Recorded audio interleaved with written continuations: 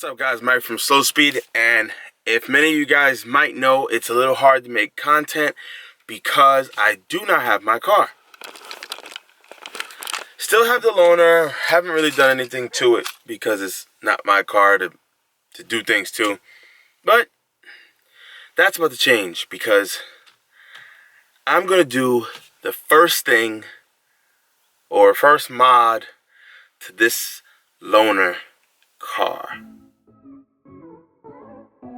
I told myself I wasn't going to waste my time and money on this car. I was going to let it stay the way it is because I'm ultimately giving it back, but I can't take it anymore. The truck looks atrocious. I filmed a review. As I was doing a review, I'm like, yo, this car is terribly filthy. I don't even know if I should post this up online, so I didn't. And that leads us into this mod. Look at this thing. It's freaking filthy, man. Filthy. Can't believe I was driving around like this. But that guy's about to change. This magical thing that I'm gonna use. You gotta be kidding me. Thought I just turned it on. That's too bad. Can't wash the car because the water hose is frozen. So I was actually gonna wash the Honda too. And I haven't started the Honda up for a while. Oh, let me see. Yeah, it's open. I know. I'm a fool. Why'd I leave the Honda open? Well, I don't know. I'm an idiot. Just please don't come steal the Honda. I need it.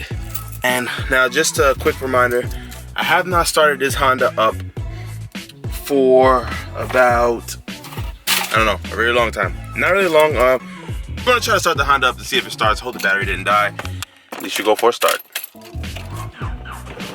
Oh, woo! I don't know if you guys see, now it's a little rough, but this thing always pulls through. Turn that music off. You know, got that super duper radio on. Well, it starts, so I'll let it run for a little bit. I bought it for my boy for 600 bucks. He called me the other day, like, oh, cause he bought another car, I think Ultima. He's like, oh, man, I wish I never sold you my Honda. I wish I sold you Ultima, cause I guess it's Ultima broke, but we're gonna lock it. We don't want to stealing my poor baby. Or the tools. I swear the tools cost more than the freaking Honda. I'm not going to completely do the X3 dirty, the loaner. I would, and just go ahead and take it to one of those brush car things, but honestly, I can't do it that dirty. I'll take it to a hand wash, but I'll try to go to the cheapest hand wash that I can. At least it's a hand wash, right? All right, guys, out to the car wash. So, went ahead and got the car wash. I figured you guys didn't want to see that. I don't know, who cares really? I don't really care. The car's clean now. The car was dirty. You've seen how it looked before. And now it's clean. I'm gonna head to this little spot so I can talk to you guys. I just love it when I talk to you guys. First mod to the X3 is done. Well, it's not really a mod. I know. I gassed and I trolled you guys. I just got it washed. Take a look at it. It looks really good. I mean, obviously you can tell they missed a couple spots down here. But if you guys remember, I took it to a cheap place. I took it to the cheap place. So there it is. It's pretty clean. Still water on it. But the loaner is now clean. At least get to ride around clean. Now watch, they call me and tell me my car is done like today. And I'm gonna be kind of pissed because I just paid to get washed. I want to go over this X3 a little bit in depth for you guys. I don't know, maybe if you guys are a little curious about it, I'll take you guys a look between the ins and outs. I don't know, we're gonna call it a car review slash, not necessarily first impressions, but weekly impressions. All right, here we go, guys. So if you just take a look at the front, y'all notice, one, in my opinion, it kind of looks like the older X5. It looks a lot more sharp, a lot more grown up. It makes it look a lot bigger. I think that might have something to do with the front end. I don't know, or maybe it is bigger. But you can tell, look right here, these lights look a heck of a lot more grown up than the chubby ones on the old X3. And those ginormous grills. These grills are like, this is my hand, and that's the grill, and that thing is huge. But in all honesty, I kind of like the way it looks in contrast with this paint color. However, the X5, the X7, the 7 Series, all those other cars come with bigger grills than this, and oh my god, I don't see why you would need a bigger grill than this. This is already huge, freaking ginormous. These are active grills, so if you look right here, the car isn't exactly warmed up enough for these to open. What happens is, for aerodynamics, it leaves this closed, and so that the car can heat up a little bit quicker. And when the car needs to be cooled, or when the radiator needs to be cooled, it essentially opens those fins and let air in the side. It's a pretty ingenious technology until it breaks. Headlights look very, very, very sharp, very new. They are the BMW LEDs. You got your nice little thing right here. I don't know why they still use halogen bulbs in there, or incandescent bulbs in there. I don't know why, but they do. If you look right here, these are the LEDs. They look like the bi-xenons, but they are not. They are LEDs because, well, I looked at the side. Also, you have your LED fogs. I will go ahead and turn those on for you so you can see how it looks. Fog button located right here. Bam, we're gonna take a look. See, that's how it looks with the fogs on. This thing looks pretty dope, Headlights move themselves, parking sensors. We're not gonna get too crazy into it, but it does come with parking sensors. Some extras you can get with a front little camera right here, so you can, I don't know, look at the backs of things. Anyway, we're gonna go into the side of the car. We got the regular wheels. This is not the M package. If you notice, is the standard package. So we got the regular wheels. These wheels look like they've been on a previous BMW before, but I don't know, maybe close. They are 19 inches. The reason why they look so small is because it's on such a big truck. Nice little side profile of the vehicle. Like I said, it looks a lot longer to me. Those are actually not functional. I guarantee you they are if you get the M package, just like the car BMWs. But however, these cooling ducts right here are functional. I don't know, not that you guys care. They are on an all-season tire because why would you put anything else on an X3 with a 2-liter? If you look at it, it kind of has this weird swooping about them. It looks like the car got hit a little bit. I don't know if you can tell. It kind of scared me. It looked like it got hit, but it didn't. That's just how the bottom and the top swoops. Nice little touch though. The fuel tank. One thing I noticed about the fuel tank, I don't know if it's just me, but this feels very light and cheap, like it's gonna break. Tell they made an E version for this because that would be where you put the electric plug at. We are in the back. First thing you notice is that huge BMW Bayside sign, which means that I got my loaner from BMW Bayside. Obviously, they're the ones who are working on my car. They're the ones who gave me this.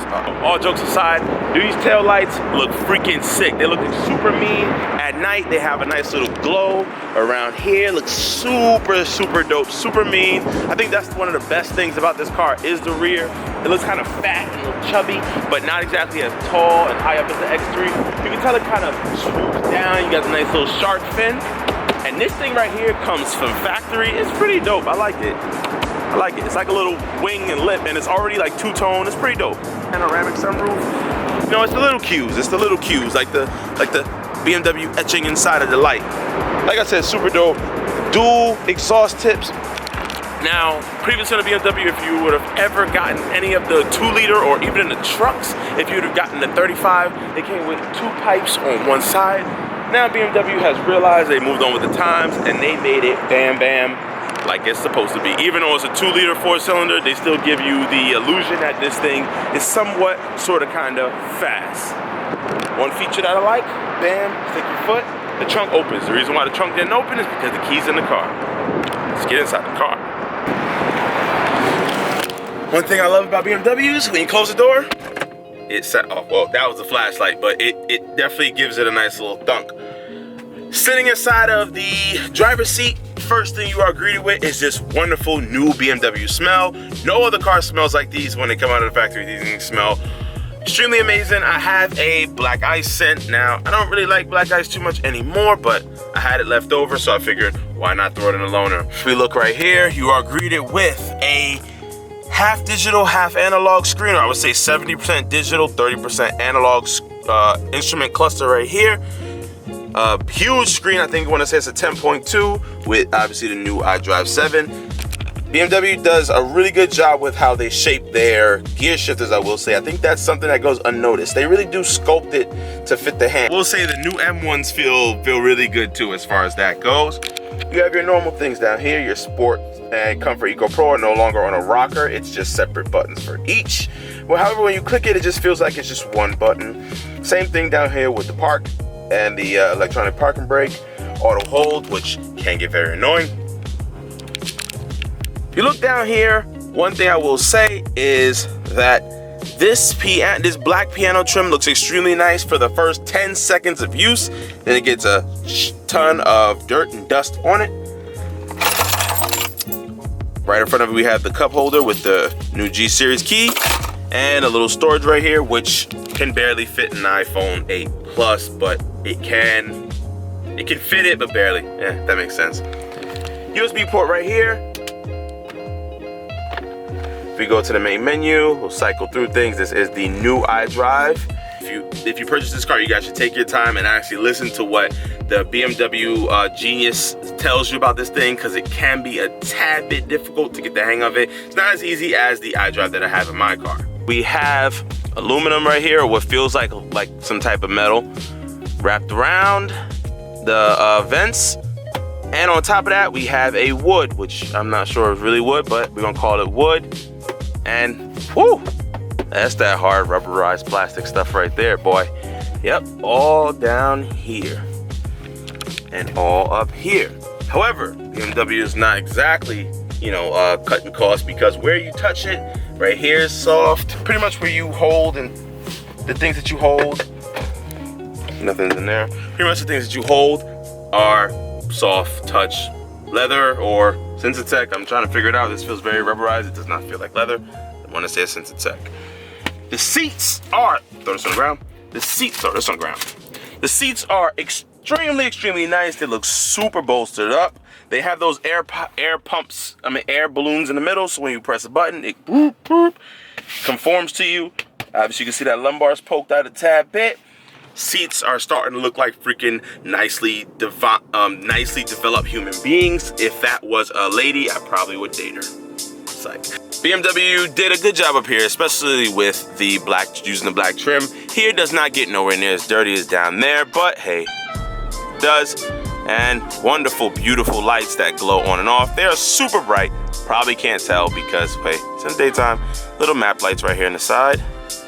All LEDs. You have your sunroof, which is a panoramic sunroof. You can tell somebody definitely vlogged in this car because you have the two suction cup holders that are not mine. We're gonna close this back. So that's pretty much when you get in the cockpit of this car. That's what you're expecting to feel. Steering wheel looks super nice for it being the standard steering wheel. BMW made some pretty ugly steering wheels, to be honest with you. And the only ones that I would prefer would be the M Sport steering wheels, kind of look like this right here, or like that right there. However, these new steering wheels, this one being not an M Sport or a non-M Sport, looks pretty darn good. It gives this iRobot feel. Finally, there is a heated steering wheel button right here, and it does tell you on the dash instead of the heated steering wheel button being on the column area and the light being there as well. Didn't make any sense. A bunch of different interesting things you'll find in these BMWs is, well, the newer ones, the unlock and lock button is no longer in the center. This is the intelligent safety button, your blind spot and all that kind of good crap that I never want to use. The door lock button is right here, accompanied with the memory seating functions. Good job, BMW. Good job. Paddles, bam, bam. Would never use them in this car. They kind of don't make any sense. As the stick right here doesn't make any sense either. Even in sport mode, not really sporty. I love the way they did the feel of it though. It has more like a little concave, and then the airbag slash horn comes out. Nice BMW logo right here. I think they went a little smaller in this, but hey, could be wrong. Have your cruise control. It's not radar or laser guided. I made that mistake because I thought it was. And these are your audio controls. No heads-up display. It looks like it will be there. It will be there if you option it, but this car did not come option with the heads-up display. I feel like in 2019 or 2020, all cars should come with the heads-up display. It is super informative, and I actually realized how useful it was just knowing the digital speed as opposed to having to figure out what it is on the dial. I know, I'm getting stupid. Now this car is optioned with the standard sound system, which by all means does not sound that great. I had the standard in my 5 Series. It didn't sound that great. Upgraded to Harman Kardon in the 4 Series. Sounds marvelous because they don't have a Bang & Olufsen package in it. I'm not sure if this one does, but if this has a Bang & Olufsen package, definitely get that. If this has a Harman Kardon package, which I'm guaranteed it does, or Bose or something like that, definitely pick that up. They sound marvelous, way better than this stock stereo system that's in this car. While this one can get you through the day, I mean, hey, go big or go home, right? Cars openers, not that anyone cares these days. I don't know, maybe people do. I don't. Temperature is definitely getting warmer. 53 degrees. It is 53 degrees outside. I'm like so mind boggled. The weather feels super nice. Don't even know if I want to go inside the house today. Not even to freaking sleep. It feels really nice. Like, you know what? Guys, we should meet up and we should like do something. All the Slowspeed subscribers, let's go right now. Meet me right here, right now. Well, by the time I make this video, I'm not even gonna be here. So, what you can expect if you drive like me is 18.8 miles per gallon. That is city, highway, and occasional sitting at a red light, singing to myself. I'm gonna go in the back and take a look to see what it has to offer. 1, 2, and I'm in.